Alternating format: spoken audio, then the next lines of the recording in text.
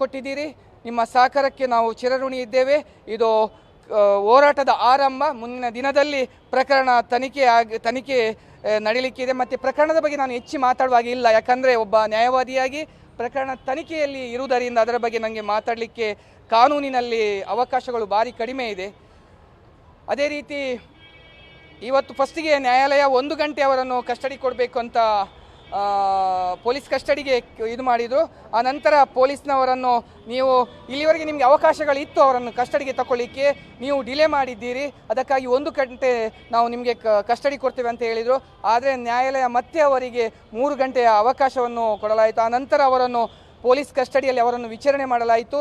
ಆ ನಂತರ ಸುಮಾರು 4:40 ನಿಮಿಷಕ್ಕೆ ಅವರನ್ನು ಉಡುಪಿಯ ಪ್ರಥಮ JMFC ನ್ಯಾಯಾಲಯದಲ್ಲಿ ಅವರನ್ನು ಕರೆತರಲಾಯಿತು. ನ್ಯಾಯಾಧೀಶರ ಮುಂದೆ ಹಾಜರು ಮಾಡಲಾಯಿತು.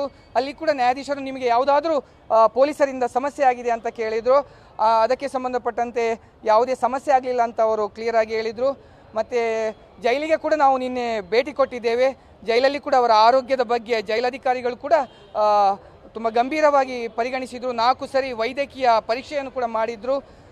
ಅದೇ ರೀತಿ ಮುಂದಿನ ದಿನದಲ್ಲಿ ಅವರು ಈ ನ್ಯಾಯಾಲಯಕ್ಕೆ ಹಾಜರಾಗಲಿಕ್ಕೆ ಇದ್ದಾರೆ ಮತ್ತು ತನಿಖೆಗೆ ಸಹಕಾರ ಕೊಡಲಿಕ್ಕಿದ್ದಾರೆ.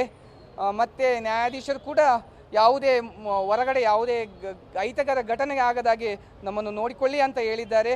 ಅದರಿಂದ ಯಾರು ಕೂಡ ಎಲ್ಲರ ಹತ್ರ ನಾನು ಕೇಳಿಕೊಳ್ಳೋದಿಷ್ಟೇ, ಇದು ನನಗೆ ಸಿಕ್ಕಿದ ಜಯ ಅಲ್ಲ, ಅವರ ಬೆಂಬಲಿಗರಿಗೆ ಆ ನಂತರ ಅವರ ಹೋರಾಟಕ್ಕೆ ಸಿಕ್ಕಿದ ಜಯ ಅಂತ ನಾವು ಇದನ್ನು ಪರಿಭಾವಿಸ್ತೇವೆ. ಅದೇ ರೀತಿ ನಿಮ್ಮೆಲ್ಲರ ಸಹಕಾರ ನಮಗೆ ಇತ್ತು, ಮುಂದೆ ಕೂಡ ಈ ಸಹಕಾರ ನಮಗೆ ಇರಲಿ ಅಂತ ನಾನು